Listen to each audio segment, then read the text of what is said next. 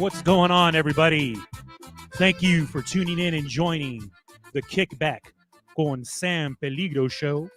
I am your host, San Peligro, and we are coming at you live from the Cider Session Studios above the Two River Cider Company in Sacramento, California. Today is Tuesday, May 25th, and this is a special edition of the Kickback show. No entertainment, no shenanigans, no quirkiness. We will do that at another time.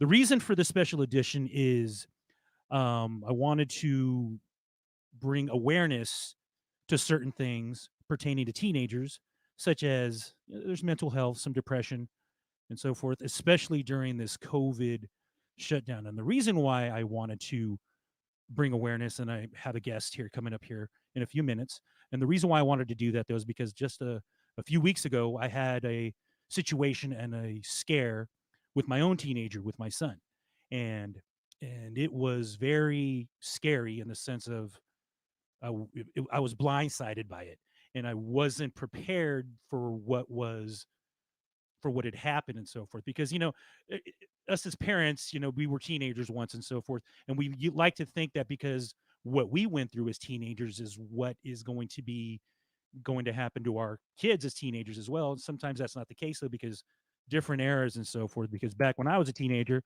there was no social media, there was nothing going on of that sort. So anyway, so I'm going to speed up to where he was hospitalized for an eating disorder, and it was pretty scary because one, that was the longest 2 weeks of my life because he was in there and I was not allowed to go visit him, and he, because of COVID protocols with the facility that he was in, and it woke him up. So he's definitely okay now. He's doing great. He's progressing very well, and so I'm very happy for that. But as a parent, it just was I was startled, I was scared, I felt helpless, and after I announced that situation on my Facebook page, I was pleasantly not I shouldn't use the word pleasantly surprised, but I was surprised that the people that actually reached out to me in private that had issues as well with their teenagers, not exactly what mine went through though, but they've had issues as well, still going on previously, and just it was like wow, it felt cool to know that there was people out there that I wasn't alone. And when I announced that, they felt the same way that hey, I'm glad I'm not alone either. And so speed up to now, I reached out to some people on Facebook asking if they could assist me in having a professional, a therapist of some sort that could come on and be on my show and be interviewed by me, and then also do some Q&A, and then hey, answer some questions for us parents out there that are clueless for some stuff like this, though, because even though there's parents out there that yeah, they've had maybe 5 6 kids, I mean, you're still never prepared, and you're still not you know uh, not sure what to do when something is actually happening, at real time. So, without any further ado, I'd like to bring on my guest, Lafaya Mitchell, who is a licensed marriage family therapist.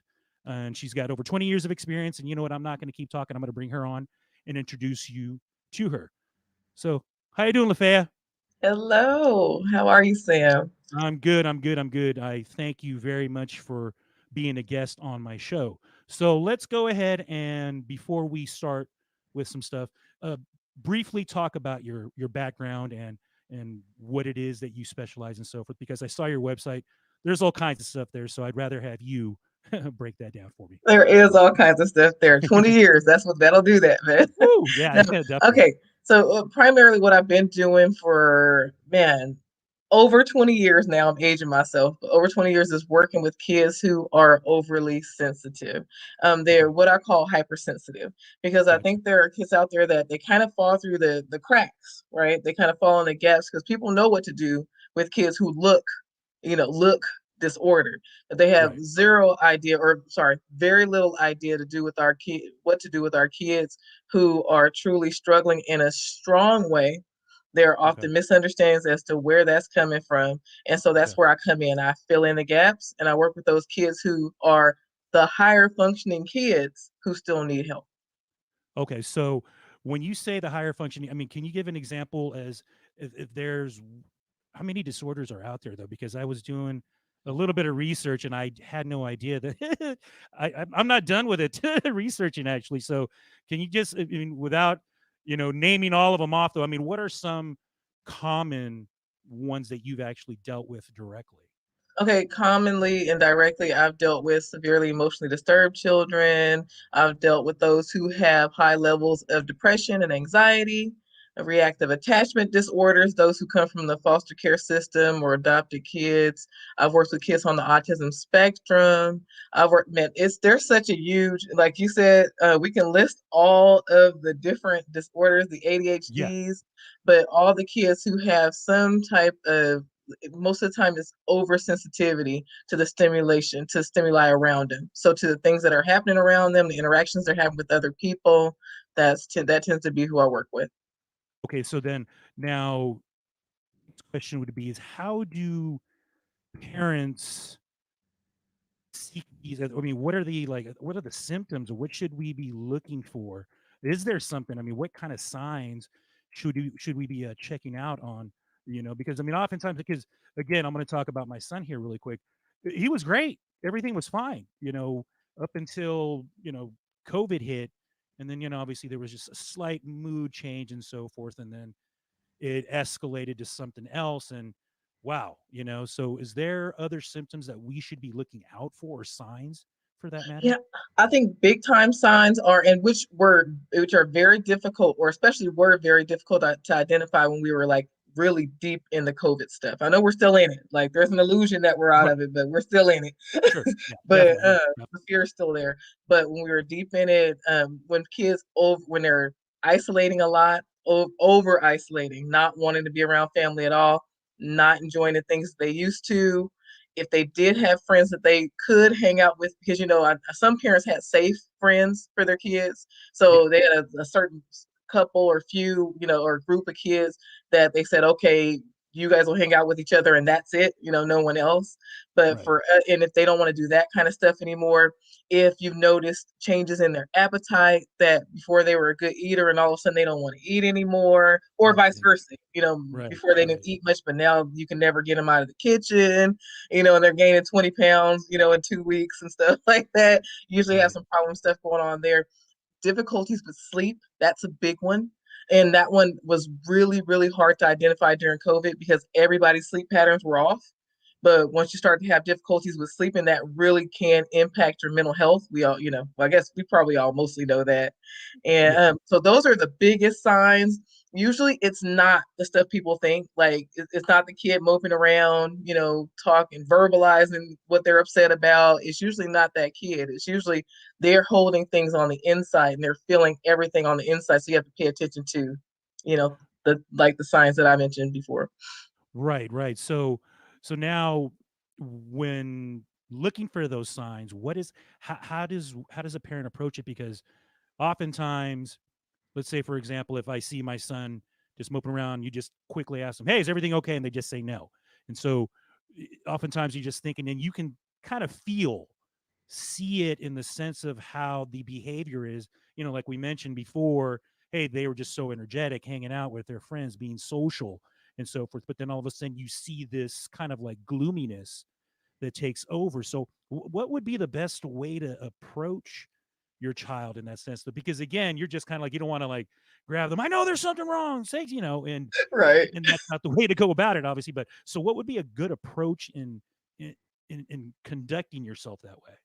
Yeah, usually you want to be honest with them. So when you see something, then you speak to it. You say, "Hey, you know what? I noticed that you've been kind of low energy lately. What's Uh-huh. going on with that?" And then you can ask them certain things. Have you been having any trouble sleeping? Check in with them. Kind of give them a list of things. Have you Right. trouble sleeping? Do Right. you think you're eating the right things? Those.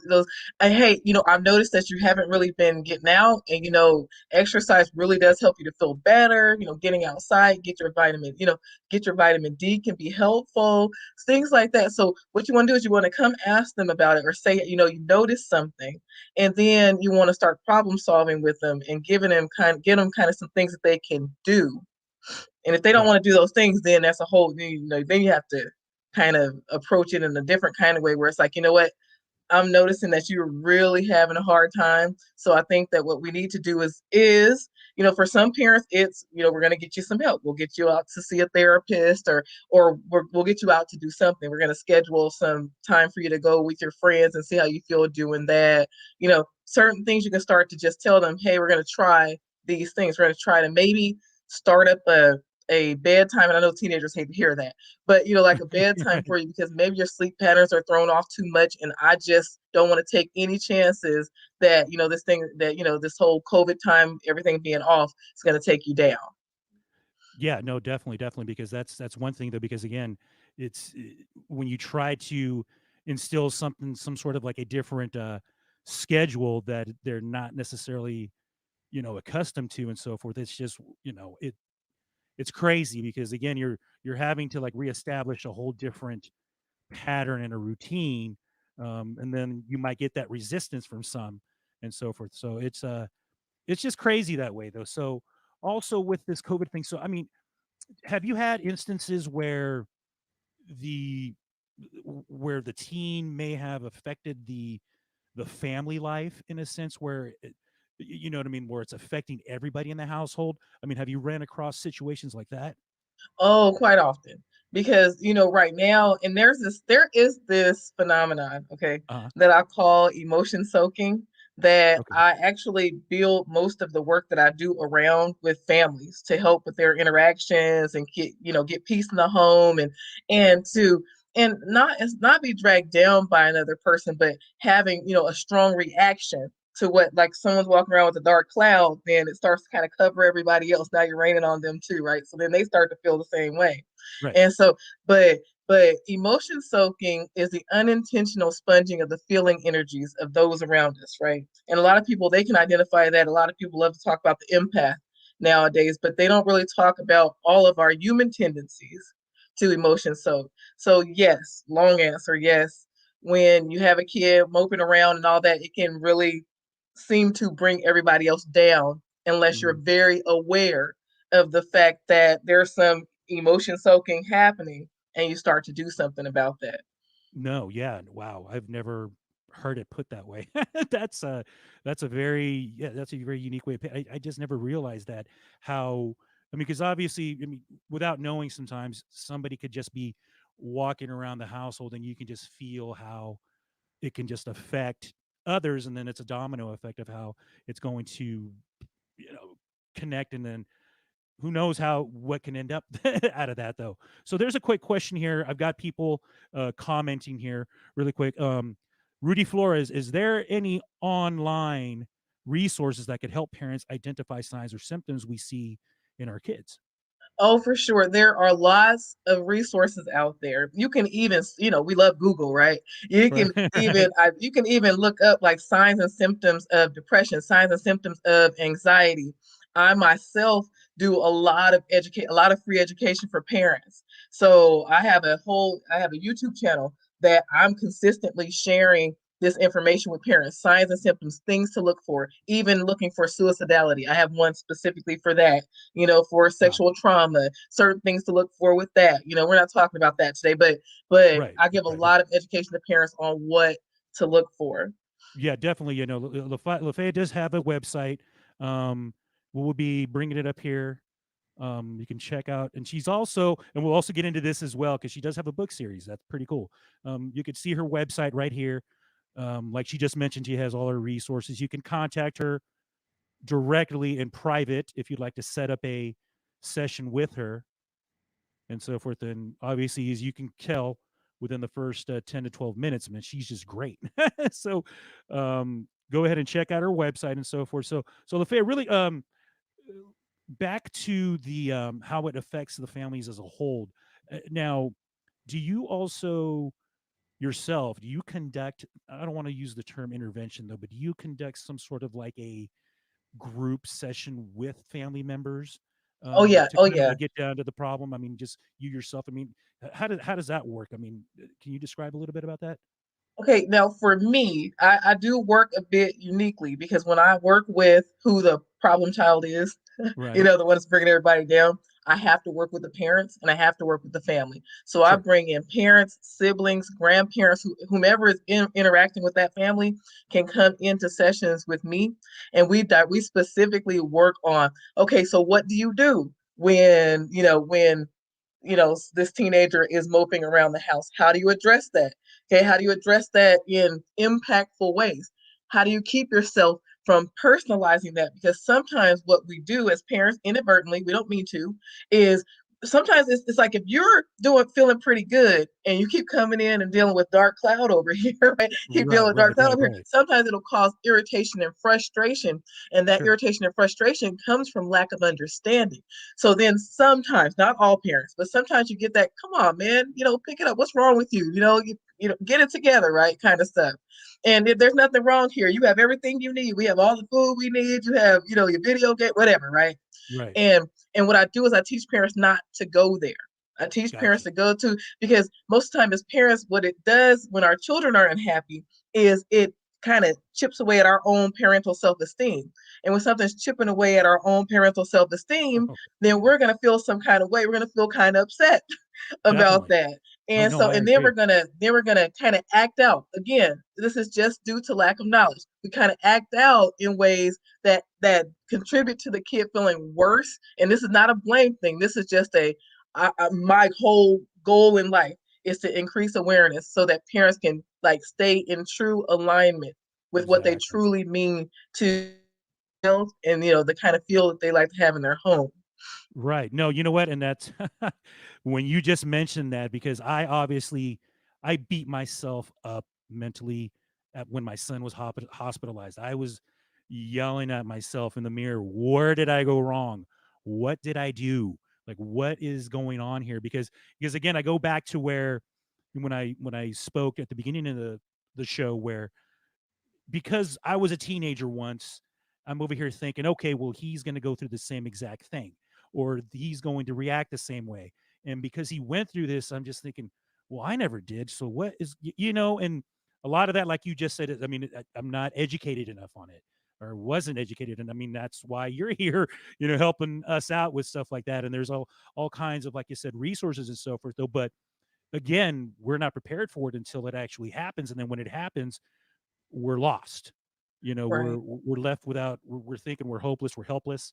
And again, it was just it's strange that you said that. It's just we beat ourselves up saying, "Hey, where did we go wrong?" When really, like you said, we did, and we just weren't aware Well, now of that. here's You know. here's the thing. Here's the thing.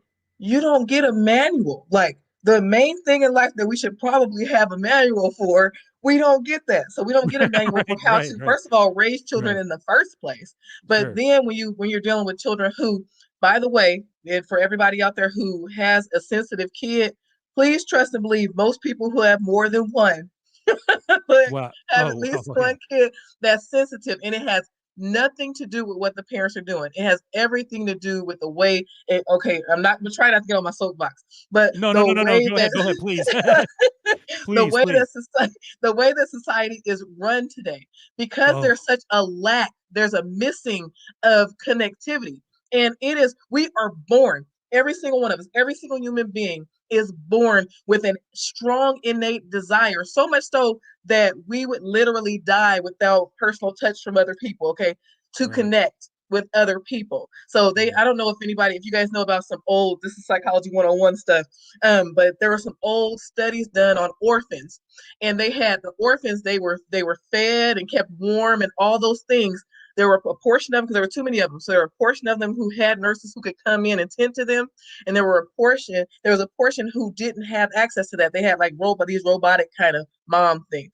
But Right. most of those children who did not receive that individual touch from others, they literally turned over and died, even though they had the proper amount of milk to drink and the proper warmth and all that, because that's how strong our human desire is to connect.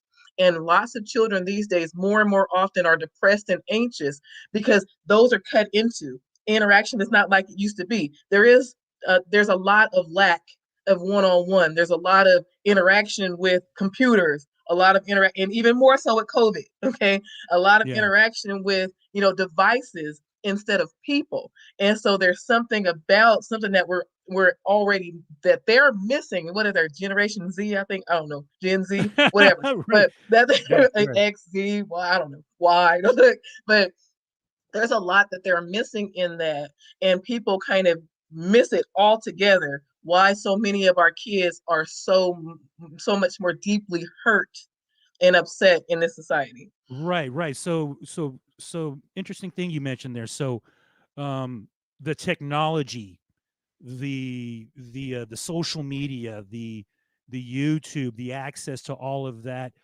to kids of all ages, not just teenagers though, but I mean it starts from the young age where, the practically 1 or 2 years old, they've already got a cell phone in their hand. And so, I mean, obviously, how much of a huge part does that has played since the inception of all that, and then obviously mixed in with everything else that goes on with a teen and so forth. And then also, really quick though, Claudine Ayala has a question here: does puberty play a role in this moodiness as well? Oh my goodness. Oh my goodness. Of course. you know, Okay. puberty is a big time culprit. And here's the thing. It gets tough because with our teenagers, it's like, okay, yep, there's puberty. Yes, you're chemically imbalanced now, all this kind of stuff, right? But look, I can't have you, just acting insane, Right, right? right. And so and so but it's tough because yes, that can be a contributing factor, but then it's also important to, as the parent, to make sure that first of all you're acknowledging that when you're dealing with them instead of wanting to kind of choke them out because they're acting up. But you're acknowledging that because you want to stand in what the real truth is. You guys, oh my goodness. Okay, Sam, I have to. I don't think I can ever make it through an interview without empowering people with. Please, I have a please, please. four step approach. Okay, to interacting within, whether it be family relationships with friends, relationships with whomever, Okay. that it's like the key to being able to have that breakthrough that you want to with people. And Okay. then step two of my four steps. I'm sorry, I talk a lot. Step That's two okay. Keep it going. Keep it going. Step two is to understand the real truth. It's so huge to understand what's really going on with both yourself and your child. So yes, Gotcha. they are dealing with puberty, but at the same time, you know that and they know that. So then when you address them, you don't just let certain behaviors go that are unreasonable, unacceptable. What you do is say, look, baby, I understand, that you're kind of off chemically, but I Mhm. need for you to make sure that you're doing at least this right here that makes, Right. this right here, so that you're not feeling like you're getting into trouble for something that we both know has some to do with hormones. You deal with them on a Wow. whole different Okay. level. Right. Right. Right. Right. So these 4 steps, though, this is that is that is great. I've just keep talking about that because this is Okay, like, so yeah, yeah. if Keep if, keep if going on we that. gonna Keep get going with into that, it, because please. see, now this is my stuff. This is my jam. No, but No, no, no. I've Please, been please, please. I've been doing this for so long, and getting such good results, and the parents have seriously been telling me forever that I need Uh to huh. share this with everybody. So because Yes. it's so simple. But step one, okay. Now you guys don't laugh at me. You can laugh at me if you want to, but in order to remember it, I like to give acronyms for things so that people can remember. That's But fine. I say that it's my fur approach, like the boost with the fur. We got the long R, like we got the R in there. We got a Okay. rolling R. I like that. Okay. Okay. Okay. So, but That's awesome. step one, when you're dealing, especially with a child who is sensitive or in a sensitive situation, step one for parents is to find your calm. Now, don't get mad at me yet, okay? Because I know that it can be hard to find your calm. So Nobody's don't gonna worry. get mad. I'm going to give you tangibles. I'm going to give you Please. tangibles on this, because all four of the steps, before I get further into it, they're like, you can think of it like all the ingredients you need to make your cake. If you're Okay. missing one of the ingredients, you're either going to have a nasty cake or an ugly cake. so, Okay. but step one is find your calm. Step two, now remember, these are all working together. You're going to hear it. Step two Sure. is understand the real truth. Okay. So Okay. all those things that we tell ourselves when we're in that moment are typically not the real truth. The real truth is usually there's something behind another person doing something that's going to cause you to either be upset for them or afraid for them, or now, or those kind of things. There's usually something else behind it, more than what we think right there in, on the spot, right? Right. So Right. understand the real truth for your son. Okay, understanding the real truth means what? It means, okay, he didn't have struggles before, as many struggles before we ended up in this COVID time. So Right. understanding the real truth means that a large contributing factor were the things that came along with COVID. And what things came along with COVID? Super isolation, right? Right. Right. Changes in sleeping patterns. These things that we can actually touch and grab and do something about, right? So we can Right. start to work on breaking isolation. We can start Right. to work on, right? It keeps us from being helpless. So Right. understand the real truth. And understanding the real truth also means not only understanding it for them, but understanding it for yourself. Why are you Exactly. triggered in the way that you are? Right. Why do you automatically go to a place of blaming yourself? What did I do wrong? Right. When your child ends up struggling, right? Right. And so, because all this typically comes from something that you've encountered in your life or your personality type. Like Right. when you start getting to that self blame stuff, then you have to start tackling that. Wait a minute, hold on. I've been the best dad that I know how to be, and I did not receive a manual for this stuff. So it's not about me feeling ashamed or upset, or as a matter of fact, if I'm feeling ashamed and upset, then my kid is probably going to feel some of that, and then he's going to Uh-huh. feel guilty for making me feel that way, right? So Gotcha. Yeah. that leads us to our third step, which is respond in alignment with your truest intentions. So your truest intentions are what? To have peace in your home, to have a happy, healthy kid, right? All these things. And you want to make sure that your responses are in suit with that. Sometimes we'll say, I just want to, some people, I just want to have peace in my home, right? They're yelling that they want to have peace in their home. Right. Right. Right. And yelling is the exact opposite of what it is you should be doing if that's what you want, right? So Exactly. Right. so respond in alignment with your truest intentions. So as dad, then truest intentions. I want my son to be safe. What's the first thing I look at? Okay, son, let's get you whatever help it is that you need. What's been happening? What's changed? What's changed since you were doing okay, right? And now let's figure out how to get everything that we possibly can that's Mm. contributed to what's happening with you now, kind of get that kind of moved out of the way slowly but surely. So if you Right. haven't wanted to go with friends, then we're going to set it up so that it's like, hey, you know what? Push yourself a little bit and let's get you out a few times a week, kind of thing. Right. Right. Right. Right. And then the last, now you're going to laugh at me on this. Now, my last long extra R, the reason I like doing the fur like I do it, is what I call the fourth step, is what I call my 3 R's. This is what gets you longevity. This is what gets you your results for a long time, because most of the time that's the part that people are missing. Like they might get a couple of little skills down and then they kind of lose it because they didn't operate in these 3 R's that I'm about to give. So the 3 R's are to recognize the small step improvements when you see them. So if your son was feeling bad, then as he starts to feel a little bit better at a time, he may not be where he was before like that. Okay. But I know he's already out of the woods now, but as they start to feel a little better or do a little better or challenge themselves a little more, even if it's he didn't come out of his room at all at first and he comes out Right. of his room now for 5 or 10 minutes. That's all you're asking for is tiny little steps, right? So Right. recognize those small, and I mean verbally recognize it. Say it to yourself so that you start increasing in hope, and say it to him so that he starts to see, hey, I'm getting better. So recognize it, reinforce it highly. Like make sure that's what speaking to it. Make sure you're grabbing it, speaking to it. And for those out there who have our meltdown kids that kind of have little fits and stuff like that, if they had a fit for an hour before and it moved to 30 minutes, recognize the mess out of that. Reinforce it a lot. Like, oh, okay, baby, you used to go a full hour on that. You made it out in 30 minutes. What Right. are you doing differently, right? Recognize, reinforce, and the last R is repeat. It's like my rinse and repeat. It's letting people know that you're consistently vacillating through the 4 steps nonstop, so that if you're addressing tough situations with these 4 steps, you will like master how to gain, first of all, pull the best that you can out of the people that are around you, but then also expressing in your best way to get what it is you truly want. No. Wow. That is.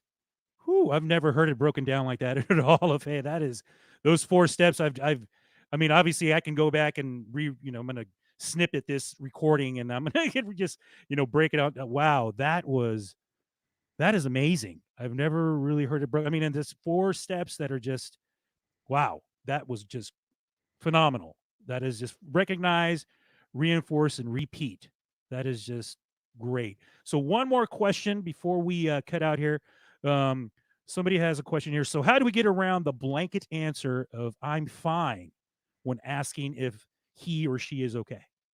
Okay, the way to get around that blanket answer is go straight up into problem solving mode. So if a person says, hey, you ask them, hey, baby, how have you been? Right. And they say, oh, I'm okay. I'm fine. Right. Then sometimes you have to express in a way. This is how I express. You use your own language for it. But I'm like, okay, baby, well, you might want to tell you might want to tell your mood that because, your mood's been seeming kind of down. Right. Or, or quite honestly, it's, oh, okay. So, if you're doing okay, I just want you hate me asking. I know you hate me asking you about whether or not you're okay. So if you could just, kind of peek out of the room for a few minutes every day, I'd Sure. appreciate because then you're breaking isolation a little bit more, right? I really appreciate it. Or if you could just, if you could maybe, I don't know, it seems like your music selection is a little on the low side. If we could get some going in there that seems like it has a little bit more pep to it, Right. I would probably ask you less, kind of stuff. Yeah, yeah. No, wow, that's great. So Lafaya, so really quick before we bounce out of here, you have children's books. You want to go ahead and talk about that there real quick? It's called the Lafaya Way, correct? Yes, yes. Okay, so it took me a long time to get to the Lafaya Way, you guys. But what I do is so very different from how people do it that's what we had no choice. That's what we had to call it. Okay. So Right. but I have the Lafaya Way. It's a parenting book series, actually. I will be writing. It's funny that you said children's books because I will be starting to write little comics for kids to be able to follow because I want Oh, those kids out there who are overly sensitive to have excellent. something to identify with and learn Okay. how to treat some of their what were perceived as challenges and some of their superpowers when they learn how to overcome. So that's Oh, my goal with wow. that. Okay, But so again, yeah. so let me reiterate. So these are just parenting books, not Mhm. necessarily quote unquote children's books, though. But again, you will be coming up with some, like you just stated, some children's books that will. Wow, that is awesome. I mean, and again, everybody, you can guys can check out her website. She has all kinds of cool things on there. She also has a contact to get in contact with her directly if you guys feel you guys want to set up an appointment with her or a session and so forth. So this Now, was this was now very this enlightening thing here at Lafayette, and I, for one, personally, thank you very much, and it's very appreciative. And I'm sure people that tuned in tonight on this special edition of the show are appreciative as well. Um, this is awesome. So, any parting words for us parents now that okay. we are familiar with the 4 steps? Okay, parting words, everybody. Yes. Seriously, if you liked what it is I had to say, please check out my YouTube channel. But then also, I have a lot of resources out there, both free and paid. Okay, so if you want a free resource, I have a Q&A the Lafaya Way every 2 weeks for parents to come in and ask me some of the tough questions live. I answer them live for you right there on the spot. And then I have Nice. paid programs that I call Parents Empowering Parents. And you can also come into those. I have 3 tiers to that. So check that out under services, the PEP program, because there's lots of help out there for parents and lots of affordable help. Excellent. Excellent. Wow. And again, I'm going to say it again. You're phenomenal, Lafaya. I appreciate your time that you gave myself and us and the crowd and the commenters and so forth. This was great, and I hope we can have you on again sometime in the future I'd love to to. do this because hey, even though some of us go through things and then we get through them, if something else comes up, we could always use somebody like you to help us out, and that's an awesome and a beautiful thing, Lafaya. This That's is great. anytime, Sam. And I love you guys out there. Thank you for all of your comments. You are so encouraging. Awesome, awesome. Okay, everybody, thank you very much, Lafaya. Yes. Thank you. All right. So once again, everybody, go check out Lafaya's website and all of her social media platforms and so forth. And thank you guys for tuning in on this special edition. That is all for now. Gracias y adios.